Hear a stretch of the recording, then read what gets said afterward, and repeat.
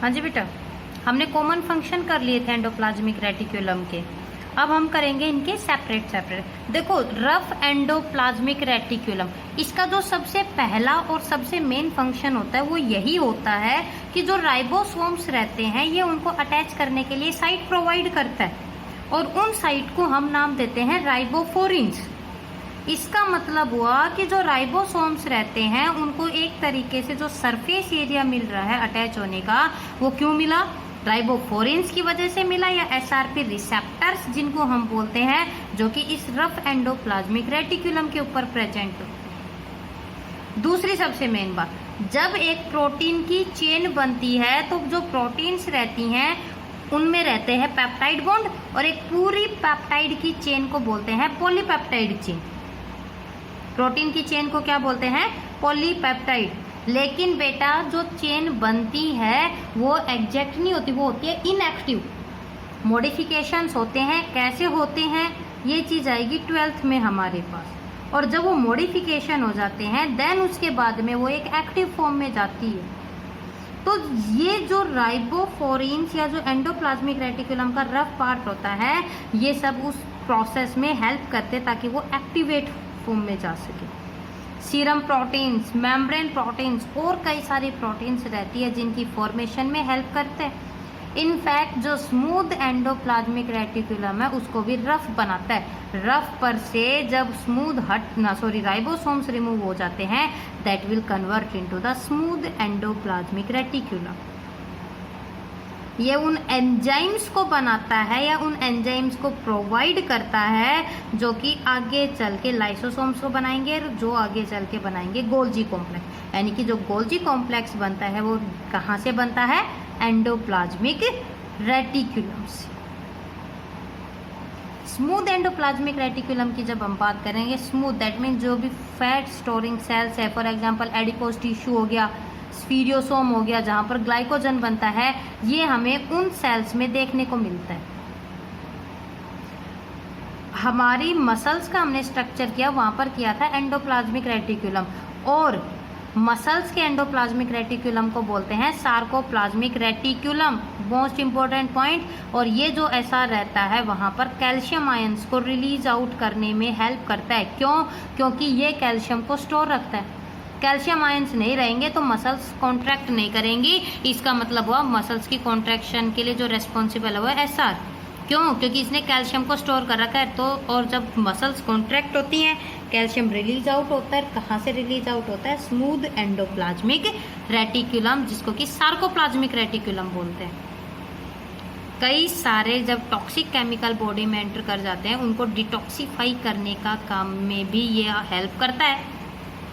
ठीक है, P450 जो कि डिटॉक्सिफाई में ही रहता है, और P448 ये दोनों ऐसे रहते हैं बेटा जो कि हार्मफुल केमिकल्स को डिटॉक्सिफाई करते हैं। अब हम नेक्स्ट बात करने जा रहे हैं अगला सेल ऑर्गेनली, जो कि आपको यहाँ डायग्राम में दिखाई दे रहा होगा, जिसका नाम है Golgi apparatus. Just a minute, ये देखो गोल्जी एपरेटस, जिसको कि डाल्टन कॉम्प्लेक्स, एक ऐसा कॉम्प्लेक्स जो कि स्मूथ मेम्ब्रेन, हमने सिस्टरने पढ़े थे, और ये निकल के आता है स्मूथ मेम्ब्रेन सिस्टरनेस, यानी कि ट्यूब, जहाँ पर आपको ट्यूब्यूल्स, वेसिकल्स और वैक्यूल्स वगैरह दिखाई देंगे। इसका जो सबसे मेन फंक्शन होता है वो होता है मेम्ब्रेन ट्रांसफॉर्मेशन। एक टर्म आएगी, एक टाइप की मेम्ब्रेन को दूसरे टाइप में कन्वर्ट करना, और वो कौन सा सेल ऑर्गेनली करता है? वो करता है बेटा गोल्जी एपरेटस। इसके 3 मेन फंक्शन है, मेम्ब्रेन ट्रांसफॉर्मेशन, सीक्रेशन और बायोकेमिकल की प्रोडक्शन में हेल्प करता है। अगर हम इसकी बात करेंगे तो ये क्या रहता है, इसके पास ऑर्गेनली फ्री साइटोप्लाज्म है, यानी कि जो इसका साइटोप्लाज्म रहता है उसको हम बोलते हैं जोन ऑफ एक्सक्लूजन या गोल्जी ग्राउंड सब्सटेंस के नाम से जानते हैं, which was first seen by George. लेकिन जो इसको नाम मिला था वो मिला था जिस साइंटिस्ट की मेहरबानी से, उसका नाम है कैमिलो गोल्जी, जिसने इसको पहचाना और इसको क्या किया था बेटा? नाम दिया था। इसके स्ट्रक्चर को जिन्होंने स्टडी किया उनका नाम है डाल्टन एंड फेलिक्स। जब बात करेंगे अकरेंस की, गोल्जी जो एपरेटस है, याद रखना प्रोकैरियोटिक सेल्स, पीपीएलओ हमने पढ़ा, प्लूरोनिमोनिया लाइक ऑर्गेनिज्म, माइकोप्लाज्मा, ठीक है, बैक्टीरिया और ब्लू ग्रीन एल्गी, जितने भी प्रोकैरियोटिक सेल्स रहते हैं वहाँ पर ये अब्सेंट होता है, सारी यूकैरियोटिक सेल्स में रहता है, लेकिन एक्सेप्ट, फिर से कह रही हूँ, अकरेंस इनकी बहुत इंपॉर्टेंट है, जो प्लांट्स में साइड ट्यूब सेल्स रहती है, ब्रायोफाइट्स और टेरिडोफाइट के स्पर्म्स और हमारी मैमल्स की आरबीसी, उनमें ये अब्सेंट है, बाकी सारी यूकैरियोटिक सेल में देखने को मिलते हैं। अब बात आती है बेटा लोकेशन की। जब हम एनिमल्स में बात करेंगे तो जो गोल्जी कॉम्प्लेक्स या तो सिंगल रहता है या ग्रुप में, मतलब ग्रुप का मतलब कनेक्टेड, तो ये दो टाइप से रहता है, या तो ये रहता है लोकलाइज्ड, लोकलाइज्ड का क्या मतलब होता है, सिंगल है, या फिर वो रहता है एक दूसरे के साथ कनेक्टेड, वर्टिब्रेट में रहता है सिंगल यानी कि लोकलाइज्ड, लेकिन इनवर्टिब्रेट में रहता है डिफ्यूज्ड, इंटरकनेक्टेड रहते हैं। क्लियर। प्लांट सेल्स में जो गोल्जी कॉम्प्लेक्स होता है हम उसको अनकनेक्टेड यूनिट रहती है, और प्लांट्स के केस में इसको नाम देते हैं डिक्टियोसोम, यानी कि हमारे केस एनिमल में हम इसको बोलते हैं गोल्जी एपरेटस, और प्लांट्स के केस में हम इसको क्या बोलते हैं, डिक्टियोसोम के नाम से जानते हैं। शेप साइज इसका कुछ भी फिक्स्ड नहीं रहता, इसमें भी वही चीज़ें सिस्टर ने हमने दिखाए थे, ट्यूब्यूल, वेसिकल और वैक्यूल, ये तीनों चारों चीज़ें मिलके क्या करती है, इस गोल्जी कॉम्प्लेक्स को बनाती है। कौन कौन सिस्टर ने होते हैं, ट्यूब्यूल होती है, वेसिकल्स होते हैं, और इसके अलावा होते हैं वैक्यूल्स। क्लियर। तो इसमें ये चीज़ें इंपॉर्टेंट आती है जो कि आपको डायग्राम से ही करवा देती है। ध्यान से देखना बेटा, ये जो इसकी फेस होती है ऐसी, और जो ये है, यानी कि इसके पास दो फेज होती है, कॉन्वेक्स फेज और कॉनकेव फेज। तो जो ये वाली फेज होती है इसको बोलते हैं फॉर्मिंग या सिस फेज, और जो ये ऊपर वाला हिस्सा होता है इसको बोलते हैं मैच्योरिंग या फिर ट्रांस फेज। पहली बात, ये चीज़ें इंपॉर्टेंट है। अब ध्यान से देखना, ये तो है वेसिकल्स, ये ट्यूब लाइक स्ट्रक्चर, इनको हम बोलते हैं ट्यूब्यूल्स, ये जो लॉन्ग लॉन्ग रहते हैं इनको हम क्या बोलते हैं, सिस्टर्ने, और ये रहते हैं वैक्यूल। ये चार चीज़ है जो कि इस पूरे के पूरे गोल्जी को मिलके बनाती है। स्मूथ ही रहती है, लेकिन थिकनेस जो रहती है इनकी अलग अलग जगह पर वो सेपरेट देखने को मिलती है। ठीक है, तो देखो ये नाम फिर से आ गया कि जो कॉन्वेक्स साइड होती है उसको बोलते हैं फॉर्मिंग या सिस फेस, और जो सबसे ऊपर वाली थी उसको हम क्या बोलते हैं, कॉनकेव साइड या मैच्योरिंग या फिर ट्रांस फेस के नाम से जानते हैं। ठीक है, अगर सिस्टरने की बात करेंगे, सिस्टरने जो नीचे की साइड रहते हैं वो कैसे रहते हैं बेटा, लार्ज रहते हैं, वो सिस गोल्जी नेटवर्क को बनाते हैं, और जो ऊपर वाले जो जैसे जैसे ये चलते जाएंगे जो ऊपर के जो सिस्टरने आते हैं वो सारे के सारे कैसे आ जाते हैं, छोटे हो जाते हैं। ट्रांस वाले क्या कर लेते हैं, एक पूरे के पूरे नेटवर्क को बनाते हैं। थोड़ा सा अजीब लग रहे होंगे, मैम क्या करवा रहे हो, कैसे करवा रहे हो, बट बेटा जब एक बार इसको पढ़ोगे ना तो अच्छे से समझ में आए। इसका मेन काम है पैकिंग, किसी चीज़ को पैक करना और उसको क्या कर देना, ट्रांसफ़र कर देना। ठीक है बेटा, कि ये बात थी उसके सिस्टरने की। दूसरी चीज़ इसमें ट्यूब्यूल्स रहती है जो कि हमने उसके साइड में पढ़ी, वेसिकल्स रहती हैं और वैक्यूल्स रहते हैं। आपको इसका हल्का सा क्या करना है, सिर्फ इसका स्ट्रक्चर पढ़ना है, बाकी जो मेन आते हैं वो आते हैं गोल्जी एपरेटस के फंक्शन। और फंक्शन बहुत इंपॉर्टेंट है, कैसे कि जो सबसे पहला फंक्शन होता है गोल्जी का वो होता है सीक्रेशन। हमारी बॉडी में हमें पता है ग्लैंड सेल्स रहती है और उनके अलग अलग सीक्रेशंस रहते हैं। जितनी भी ग्लैंड सेल्स रहती है वो गोल्जी के ऊपर डिपेंड रहती है। क्यों? क्योंकि जो गोल्जी कॉम्प्लेक्स उनको पैक करेगा वेसिकल्स की फॉर्म में और उसको क्या करवाता है, बाहर निकालता है। बाहर निकालने के प्रोसेस को बोलते हैं एक्सोसाइटोसिस, पहला चीज़।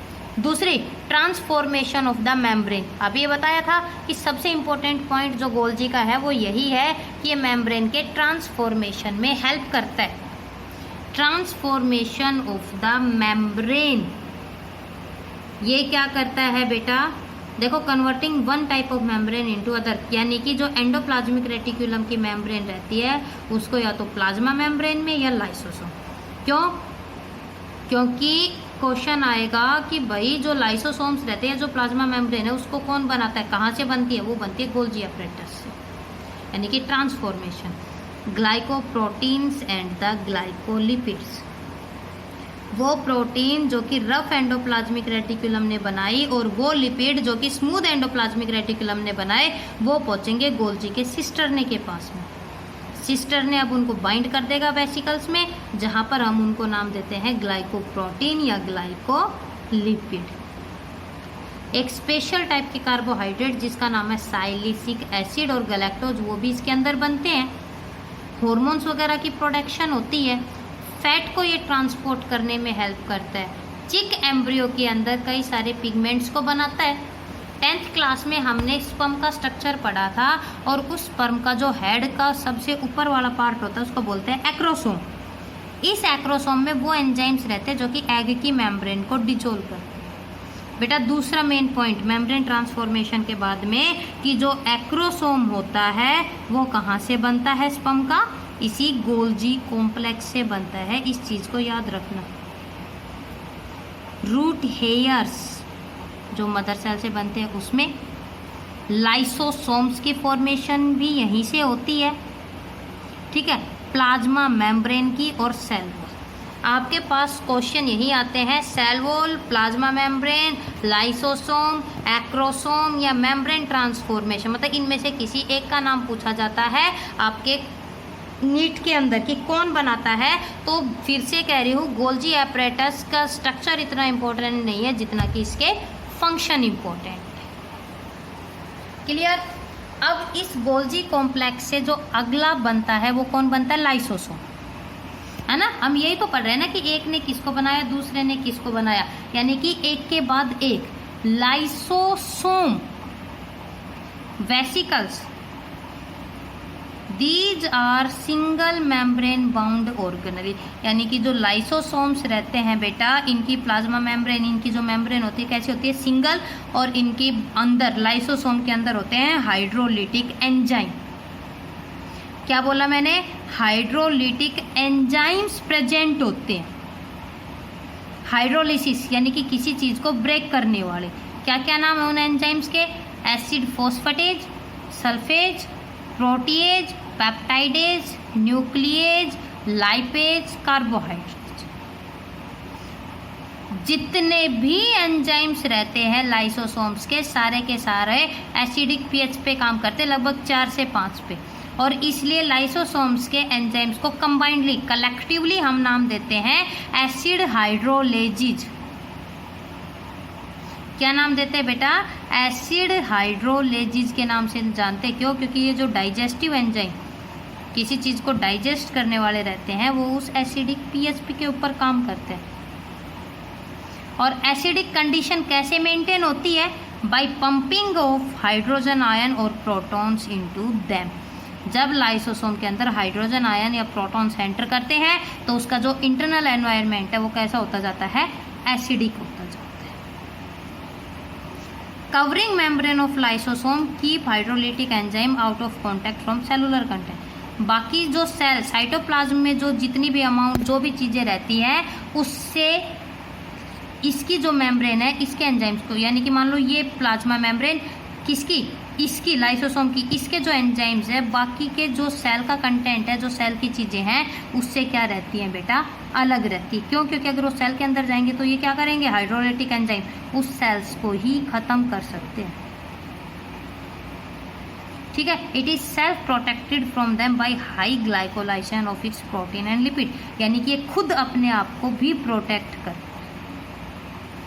तो जो इसकी कवरिंग मेम्ब्रेन यानी कि जो लाइसोसोम की जो मेम्ब्रेन रहती है, इट बिकम फ्रेजाइल। फ्रेजाइल का मतलब सिकुड़ जाना, अकड़ जाना, इन एब्सेंस ऑफ ऑक्सीजन और in presence of excess of vitamin A और ई।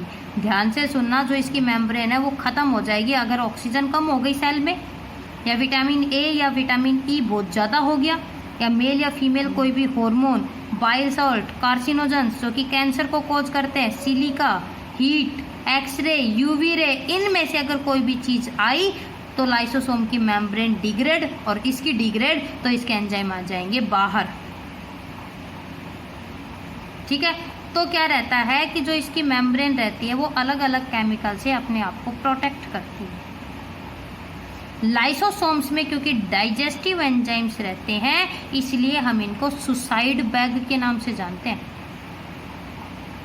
क्लियर। अब हम बात करेंगे इन्हीं लाइसोसोम्स के टाइप और इसकी कुछ और डिटेल्स के बारे में हमारी नेक्स्ट वीडियो में।